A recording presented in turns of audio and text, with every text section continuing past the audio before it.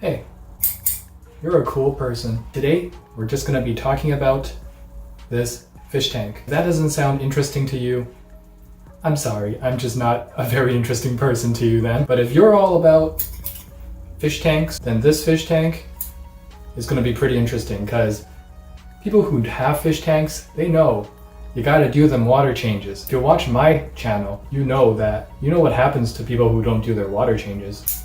Snip, snip, buddy. No, nothing really happens. Just makes everyone a little more angry. We sure need more of that. Cynicism aside, this is one of my most favorite fish tanks that I have ever kept. It wasn't like this for the whole time. Actually, I really disliked this tank for a time. This has been with me for quite a few years. I'm just gonna say 5 years. Let's just drop that number. For the first 2 years, yes, there was some water changes done to it. But for the first 2 years, I also had a backdrop on this thing. For the OG fans of this channel, you know what this tank looked like before. It was a crap fest. No, not a crab fest. Those are delicious. I mean a crap fest, like poop. And then it was called Forest of Crypts. I gave it that name because of all the crypts that are in this tank. Imagine that. Where did I get those crypts? No, I didn't steal them, silly. I got them from the crypts that I grew. I'm a gardener now. I grew them immersed in a really high 100% humidity, 100% of the time, 20 gallons. Started off with one teeny little crypt, didn't do anything for like 3 months, and then it decided, wait a second, I can eat all this dirt with my roots. And then it just flourished. Now you have crypts in here, the same crypts in that tank. Gosh knows where else. Nowhere else. It's just these two tanks. It's not that much actually. And yeah, the substrate here, it's not that great. It's not dirted. There's root tabs in it. It's a weird mix of mostly inert, random inert substrate I had. I didn't have much funding for this channel back then.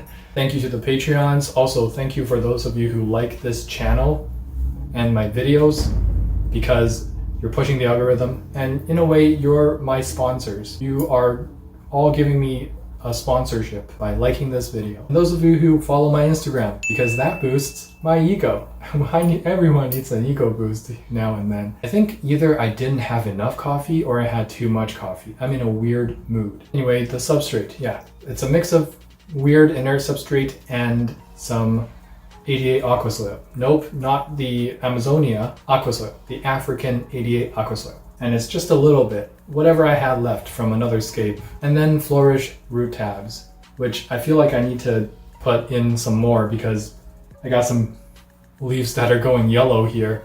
Might do a little snip snip and then, why am I playing with this? Am I gonna be doing this the whole video? No, I'm not. There's some Oko stone in here, there's some Opani wood, just scraps I put together. One of the Oko stones though, definitely not a scrap because my girlfriend got it for me and she had to buy it from a fish store that was downtown and she had to lug it on transit. I mean, that's carrying around a rock on transit and everyone's looking at you and she hates that. So that is amazing what you did for me.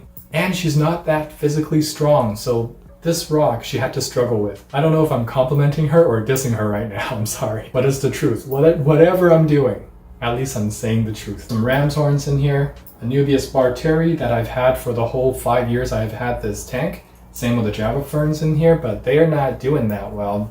They still can't make up their mind on whether they like it in there or not. Yes, you do. You like it in there and you love it. And then there's some of that rare Cameroon moss that Shrimp Life hooked me up with.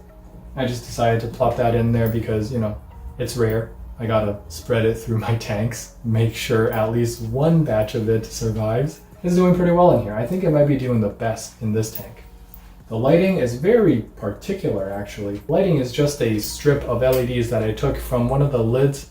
If you remember, one of my tanks had the lid, big black lid, ripped it off and just put it flat on this Fluval edge and it works. I had to check if the camera was rolling. It's just one of those days. I don't trust myself right now. The lighting is just enough for this low-tech setup that all these plants love it in here. The Java ferns love it in here. Filter is One of my first filters I've ever purchased in my life, it was originally for a 10 gallon. This is a 12 gallon, whatever, you know, under filtration, meh, who cares? I care. Don't underfilter your tank unless you're a pro, or you think you're a pro, but you don't really know what you're doing with your life. Tank itself was given to me by one of my parents' friends. They're like, we're giving it away. We don't want to keep fish anymore. They keep dying. And instead of teaching them how to keep fish, I said, oh, okay, I'll take your tank for free. There's some ramshorns in here. For some reason, some of them, half of them have gone white, half of them are red, and half of them are half red and half white. It makes so much sense now that I verbalized it. That's how basic genomes work. But my favorite thing for this tank, I mean, this tank has seen quite a few combinations of fish, but my favorite are those endlers. Those 3 trio of endlers, wow. I kind of forgot where they came from. I don't know how they got into this tank. I didn't buy them. They must have been some babies from another endler and they must have passed away. I really don't do much with this tank, as you can tell. These 3 endlers are so cute. And of course, I'm not going to forget to mention the cherry shrimp, the low grade, the yellow shrimp, whatever grade, breed, species of shrimp I have in here. I just call them low grade cherry shrimp, just an umbrella term. I'm pretty sure they're not even that low grade. I'm pretty sure the yellow shrimp are actually a pretty cool subspecies. I don't know. Haven't seen that many babies. I've seen one of them saddled. I've seen one of them buried. Haven't seen babies grow into adults. So I don't have a sponge on the filter intake. That might be why. Maybe I should put a sponge on it. I don't know. If this is your first time watching one of my videos and you're like, boy, this guy has just given up on life. He doesn't know anything, not even about his own tank. Rest assured, I am in between like 2 videos that I'm making right now. And for some reason, I wanted to make an update on this tank. So I'm tired as heck. I just came home from work and I'm already, you know, filming it up. Take it how you will.